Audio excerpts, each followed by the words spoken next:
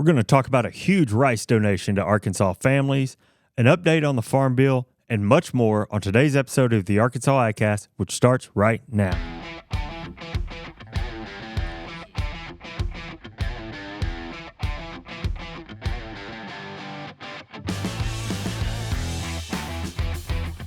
You're listening to the Arkansas AgCast, where we discuss the latest news, trends, and issues impacting Arkansas farmers and ranchers. Our show is brought to you by the Arkansas Farm Bureau Federation and hosted by Jason Brown and John Nickman. That is us, and we are here. We are recording a day early. We are. Because we're Sans producer this week. Well, sorry.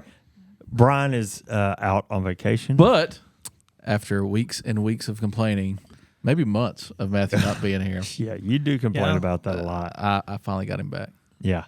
Well, I beat Jason in fantasy football this last week, so I felt like I had to show up. He came in my office just telling me that today. I have taken over your luck. Well, I still have only won one game. That's one more than me. 3 or 4 or 5, 4. Yeah. 4. I mean, I'm only 2-2. I can't brag too much. Oh, I can you brag. haven't won one yet? No, sir. I see. It took me a while to do that math. And I was second place last year, if I recall. Yeah. Yeah, that's probably enough talk about a fantasy football league that is just internal for the federation. That's fair. But He I will always say, reins us in. I will say to our listeners, I will keep you updated on of the podcast boys who does the best, The podcast right, voice. God. because I think that's We should have really had our own division. the only award any of the three of us are going to win. Well, I know 2 of the 3 of us went camping this last weekend, but what did everyone do? That's right. Anthony had his first birthday. Which we did talk about last week. Yeah. And I got a couple pictures over the weekend of Yeah. the birthday. The only thing he didn't get for his birthday, I think he was really upset he didn't get, was a Razorback win. Yeah. His Well, whole you party asked. was themed. You I asked mean, the coach. Yeah, that way. that's tough. I guess he wasn't listening. We had Yeah. a conversation at lunch about how many games we think we could win the rest of the year. It's not looking good. Matthew. Well, Steve Mooningham, Yeah. one of our guys down in the print shop, and a listener of this podcast. and a might listener, add. he predicts 3, and then I came up with 3 potential wins. I think, slight correction. I think Steve said maybe 5 total wins. Yeah, So, yeah. which would be 3 more, I guess. Yeah. And Matthew went through the schedule and made a Because we got prediction of Florida 3. International or whatever, and if we don't beat them, then we should just retire the Razorback name and become a Red Wolf state.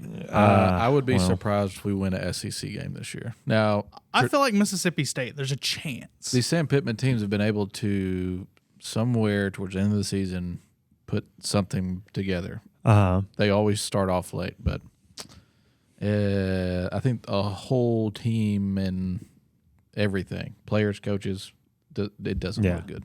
Well, I'll tell you, buddy. You guys see it. I thought that we would not win a conference game. But you beat Southern Miss, and who'd you play last weekend? UMass. UMass. Hey, we are second in our division. There you go. In the conference right now, and we play. We're actually ahead of Troy, who we play on Saturday. Troy's a big one. In the division. So Historically, at anyway, least. we'll see. We'll see. I don't know. Football has been exciting to say the least this year. It's been kind of crazy. We watched a couple of those games over the weekend that came down close. The night games. Did you see Saturday. where Deion Sanders' team, Colorado, came back from Came like a back. 20-something point deficit? Yeah, And almost yeah. won. They fought back. LSU beat the Ole Miss. Ole Miss beat LSU. Ole Miss game, and then I feel like there was another one. Maybe it was that Mississippi State game, but it eventually got kind of out of hand. How about them boys beating the Patriots Sunday? Don't know about that. I just play fantasy. It's all fantasy Dak, to you. hey, Dak didn't help, so Anyway, all right. Well, moving on. We do have a few actual things that relate to agriculture to talk Some, about, and yeah. not football. All right. Well, let me see here. I'm trying to decide where to start if you can't tell. Let's see. The Stanley Reed Leadership Award nominations. These are nominations for that award are open. If you're not familiar with this, let me help.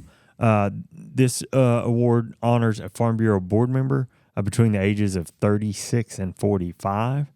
It recognizes the winner for their outstanding leadership within their county Farm Bureau and their community. Again, this award was named after Stanley E. Reed, who was past Arkansas Farm Bureau president. More information about that available online and things like that. So let someone know, one of your district directors, whoever that may be, if you're interested in finding out more about that award or nominating someone. Also, we've got the Arkansas Farm Bureau Ag Innovation Challenge application that is open through the weekend. That application window closes on Sunday, October the 8th. As a reminder, we've talked about this on the show before, but it's been a little while. Challenge applicants must represent a for-profit business and submit a business plan, business pitch, product images, and other assets for review. Judges will review all applications and select 5 semifinalists to present at the Arkansas Farm Bureau annual meeting on November 30th. Cash prizes totaling $15,000 will be awarded to the top 2 businesses, and that's the Arkansas Farm Bureau Ag Innovation Challenge. And then one more here. Just a reminder that the Arkansas Ag Hall of Fame nominations are open. We've talked about this the past couple of weeks. The deadline to nominate somebody for that is November the 1st. If you're interested in finding out more or submitting a nomination for the Ag Hall of Fame, go to arkansasaghalloffame.org. Anything you've got? No. Farmers Market at the state convention. We're just about to roll out all the people we awarded. The awardees. Are we going to do that where? Instagram, Facebook, nice. Twitter, social media platforms. We've already announced or notified the winners. Okay. We're just now kind of shoring some things up, and then we'll make a post or a few posts on exactly who they are, what they're offering, and tagging each one of those individuals just to kind of highlight what they're going to offer, so our attendees can be ready to spend some money. You can make that shopping list. Yeah, you see Christmas those folks come out, and you say, "Oh, okay, I might need a new cutting board." Yeah, maybe so. Homemade cutting board or something like that. Well, awesome. We'll keep an eye out for that. We've got a few stories this week. I will say it's been slightly slow in the ag world news, mainly because there's been a lot of other stuff going on. Yeah. But we've got some good stories for you this week. Let's start with the crop quality and progress. We actually were talking about this. Matthew mentioned us eating lunch earlier, and we were debating. It's fun, when you report on this every week, you hear people say, "Oh, I bet we're such and such done with this crop," or "I bet we're almost done with that crop." And it's easy to sound like a nerd at something like a lunch party because you talk about it every week. Well, you're like, well, actually, corn's at 95%, or whatever. You kind of like, get out of here. Anyhow, the state corn crop is nearly complete with 93% harvested, a stat I did pull out at that lunch. We're on target with last year and ahead of the 5-year average with that with a 5% jump over last week. We've got no crop quality reporting on corn this week. I don't know if that was a misprint by USDA or if once we get to a certain point on harvest progress, they just don't put that quality in there. Maybe. But either way, it wasn't in their weekly report. I did see this morning, though, and I never thought about it. I don't know why I didn't, but all 18 producing corn states have begun or in corn harvest. Corn harvest, okay. Yeah, officially, I guess this week or last week. And I just thought, man, we're almost done with corn harvest. But we are pretty far south compared to some of the I-states and Midwest. That's right. Looking at rice, we've harvested 3/4 of the state's acres, and we're well ahead of harvest pace last year, have finally caught up to the 5-year. Like corn, though, no crop quality reported by USDA this week. So we'll have to see if that comes back in next week's report. Soybeans are at 32% harvested. That's a big jump over last week. Yeah. That puts us on pace with last year and the 5-year. 92% of the crop is coloring and another 73% dropping leaves. I saw some posts this morning of farmers trying to get soybeans out of the field. The first rain race we've had all harvest. How crazy is that? Yeah. Folks are trying to beat that rain coming through today. The crop's looking to be in better condition than what we reported on last week, actually. with about 63% rated good to excellent. Got another 26% rated as fair. That fair number dropped. I'm assuming those numbers moved over to those points moved over to the good to excellent column. Cotton's almost completely opened in the state, and harvest has bumped up to 19% done, nearly a 15% jump over last week. We're well ahead of last year's pace now, tracking right along with the 5-year. The crop looks to be in good shape with more than 70% of acres rated good to excellent. Two side notes. I have read multiple places that if you decide to plant cotton this year, you'll probably be doing okay because supply is going to be down. Oh, Supply and demand. And we drove, Matthew mentioned... T-shirt win? Yeah, Matthew mentioned camping earlier. We drove up, took 67 all the way up to the Hoxie exit over the weekend, and a lot of cotton up there. Oh, yeah. A lot of cotton opened up.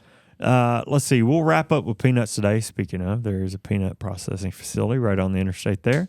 We'll wrap up with peanuts with more than 80% of the crop now rated good to excellent. Harvest took a nice jump this week with 30% dug and 70% harvested, so making some progress there. We're going to talk about river levels probably a little bit later on in the show. Even though we're seeing rain across the state, based on what I've seen, the eastern portion is projected to see much less rain than the remainder of the state. I know it seemed to have gone around us. We were talking about this at lunch today as well. We have not gotten as much here in Little Rock today as I kind of thought we would. I was hoping we'd get more. Yeah. But, speaking of soybeans, also saw that some other, I've talked to several farmers across the state in the last week about soybeans, and for the most part, everybody's been pretty happy with them. Yeah. And I think even Chad put out a video today that Dr. Ross was saying, I think the state average is 53 pounds a bushel, or bushels an acre, sorry. Yeah. But I also saw some other states were like surprisingly bad condition soybeans. Yeah. I read that about... So that might be good for us. Yeah, I read that about... I want to feel like Kansas or Nebraska. I think is what I saw. Yeah, I saw that too. But they're worried about it. Yeah, I know. When we started talking back in the last WASD, I think, and probably before that, we started talking about Arkansas beating the national soybean yield average this year, and it looks like if it's 53, then that would be holding true. Oh yeah. So that's great to see. Certainly, there's been some volatility for both corn and soybeans in the markets in the past couple weeks. So, well, good to know. You want to switch over to rice real quick? Yeah, Start let's do the it. news? Let's do it. All right. September was Rice Month, but was also Hunger Action Month. And rice producers across the state came together to honor both those designations. It was reported last week that the Arkansas Rice Federation has donated 240,000 pounds of rice to the Arkansas Food Bank. This donation will be separated across all 75 counties in the state and all their food banks. Federation board member and Newport rice producer Jeff Rutledge said that the donation is equivalent to 1.8 million servings and will help alleviate food insecurity here in Arkansas. Nice. He went on to note that the rice industry in Arkansas accounts for about half of the rice grown in the United States. It also provides 25,000 jobs and creates a $6 billion impact to the state economy. According to the Arkansas Food Bank's executive director, Brian Burton, inflation, the pandemic, and supply chain issues have put a tight squeeze on food banks across Arkansas. So clearly a donation of this size is very timely. Oh, yeah, absolutely. And after putting all this together, I decided, I was like, well, we probably need to put this in perspective of how important this donation really is to the state. So I wanted to see how many Arkansas residents are considered to have food insecurity or a lack of food to live a healthy lifestyle. Okay. According to Aspire Arkansas, 17% of our state's population is food insecure. That's about 512,000 people across the state of Arkansas, so almost the size of Little Rock. Yeah, yeah. And nationally, only the state of Mississippi has a higher food insecurity level than Arkansas. Goodness gracious. Yeah, and that's out of 50 states, including Puerto Rico, so it'd be 51. Yeah, 50. So it just I say that to say that there's a lot of people out there that are not as fortunate as others, and 240,000 pounds of rice is going to go a really long way. Yeah. I think in the title of this episode, which I was writing earlier, the description, I say that we will tell you how many tons of rice were donated. We use pounds here. I will not put you on the spot and ask you to break those pounds into tons. 214,000 times 2,000 or divided by 2,000. I thought it was 240. Or 240. Yeah, Sorry. I could have gotten that wrong. No, I wrote 240 here. Okay, yeah. Look at you.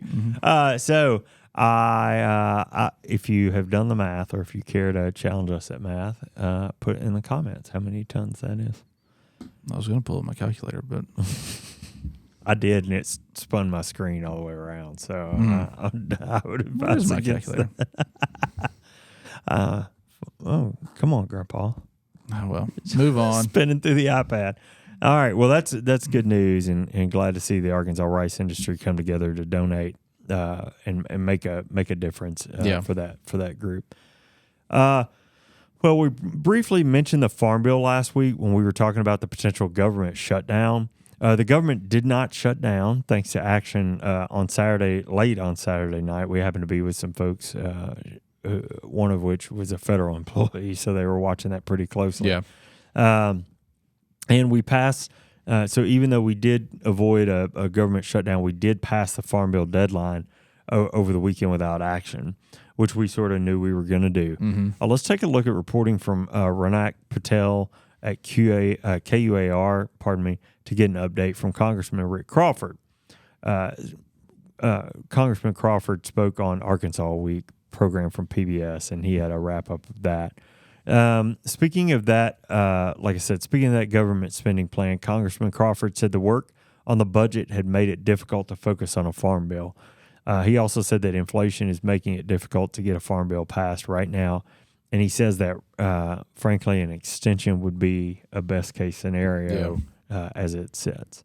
Congressman Crawford talked about reference prices and the importance of addressing those in the farm bill, especially since we're currently working with 11-year-old data.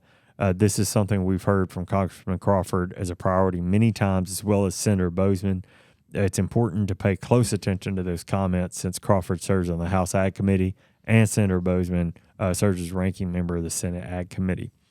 Now that we've passed the September 30 deadline for a new farm bill, I thought it would be good to cover what that means for farmers. Yeah.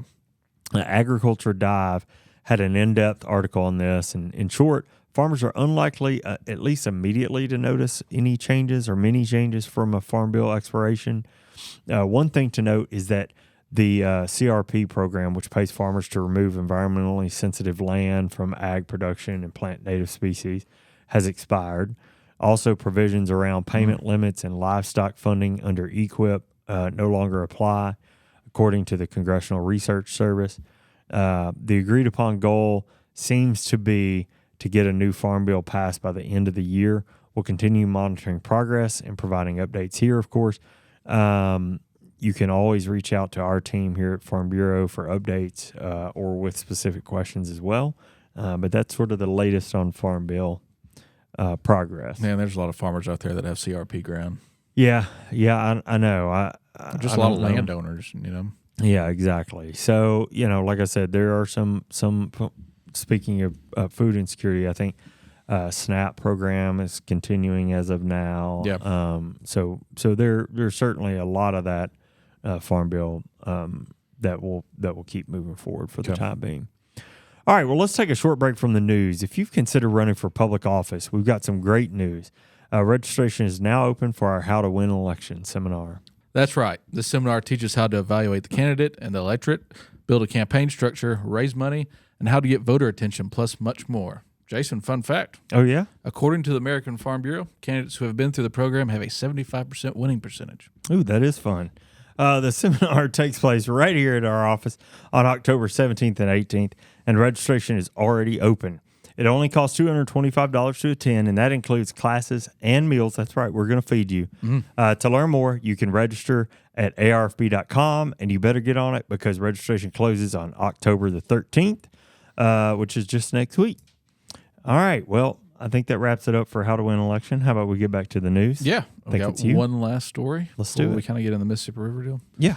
So over the last 3 years, farmers across the country have experienced several natural disasters. That goes without saying. These natural disasters have impacted them financially, for sure. Last week, USDA announced that much needed relief is on the way. The U.S. Department of Agriculture, or USDA, like I said, announced that they will begin issuing more than $1.75 billion in emergency relief payments to eligible farmers and livestock producers. Like I mentioned, these payments are in response to natural disasters in 2020, 2021, and 2022. Oh, wow.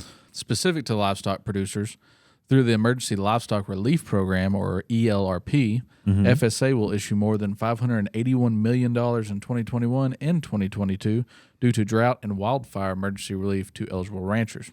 These payments will be conducted in 2 different phases, with losses suffered in 2021 closing soon. Ranchers who lost grazing acres due to drought and wildfire received assistance through ELRP Phase 1 will soon receive an additional payment through ELRP Phase 2. This second payment will be equal to 20% of the 2021 gross ELRP Phase 1 payment. Luckily for Phase 2, payments to producers will be automatic with no application required. So you won't have to go back to FSA and sign up again if you've already signed up the first time. Switching gears to crops, FSA is closing out Phase 2 of the Emergency Relief Program, ERP. This week through the delivery of more than $1.17 billion in crop disaster assistance payments to producers of eligible crops who suffered losses measured through decreases in revenue due to qualifying natural disaster events and occurred in calendar years 2020 and 2021. ERP Phase 2 was intended primarily for producers of crops that were not covered by Federal Crop Insurance or FSA's Non-Insured Crop Disaster Assistance Program, NAP. My goodness. That's a lot.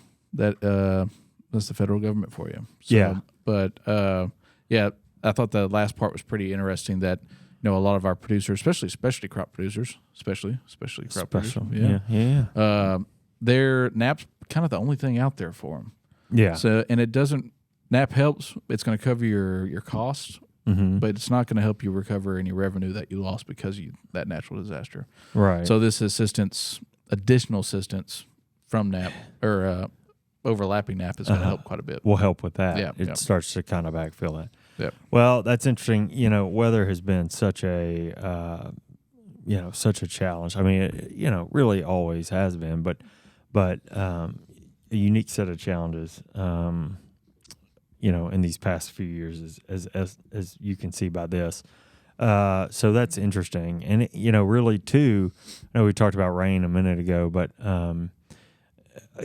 weather continues to be a challenge. Yeah. And what we're seeing right now with the river. Yeah, with the Mississippi River, that's been a huge deal. We're lower river levels now at this time than we were last year. The same week. Barge rates are up. The Tyler Oxner's got an article coming out here in the next week or two, probably the next few days. Yeah. Kind of going to go over what we're briefly talking about here is basis rates widening, how much producers are losing because of basis. Basis is widening because the river level's going down. Because the river level is going down, they're decreasing the weight that barges can carry on the river. Yeah, yeah. And so that also means that they're going to have to increase the number of barges to push the same amount of grain downriver. So it's a less efficient system. So it's going to be more expensive to ship.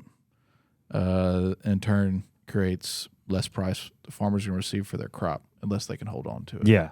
Well, it's kind of, it's a very serious issue. I want to be very clear about this, but it kind of goes back to that supply and demand. The farmers need that river to move their grain. Yeah. And when you have all that demand that is there for the river or supply, however you want to look at that, but the inability to move what traditionally can be moved down it, then it's going to be more expensive to move it because and the more a farmer has to pay or the less they get paid for their grain because it costs more to move that grain. I mean, that's just a profitability hit. And think about the headache. Farmers are probably shopping around too. Oh, absolutely. Naturally what's it going to cost me in fuel? Yeah. Do I drive it over here instead? Yeah. I'm going to go so and so miles upriver or down and the logistical headache that's going to create labor issues, fuel costs, do I have enough trucks to backfill while that truck's going an hour and a half further or And whatever? I talked to a producer yesterday that was saying I'm getting docked as much as it would cost me to make a payment on another grain bin. And he was like, "This is it. I'm not doing this so again it's next year." storage. Yeah. I mean, storage is going to go. I mean, storage has been very popular. Yeah, on row crop and a lot farms, of but- other farmers are telling me that they're going to be really close on whether or not they can hold it or not. Yeah. I think we talked about this a little bit. We may have talked about it last week, but I think right now we still got a little corn out. We still got some rice out. Soybeans we're getting in, but we're only, we're less than a third of the crop in. I think as we start to wrap this thing up in the next, several weeks, before Thanksgiving, certainly. Yeah. I think it's going to be more and more of a problem. I was looking at some reporting that George Jared at Talk Business did. Barge rates right now are up $30 a ton. Yeah. And then, that's still not where we ended up last year, which was $90 a ton up, give or take. But as of last week, we're at negative or minus 10.6 feet. Last year's record was minus 10.81. Getting close. So we're getting close. And we were just talking, the rain has not been as heavy today. I mean, No. one rain event is not going to resolve it. It's going to take several. It's going to take several rains. It's going to take rain all up and down that river, really, to be honest. So it's a big challenge. It'll be interesting to see how storage. I almost wonder if there's not an opportunity to tell some story about storage or doing the math. Yeah, on before, storage I think all investment. three of our times here at Farm Bureau, Farm Bureau was a big push on getting on-farm storage. I don't know if it was Yeah, that's interesting.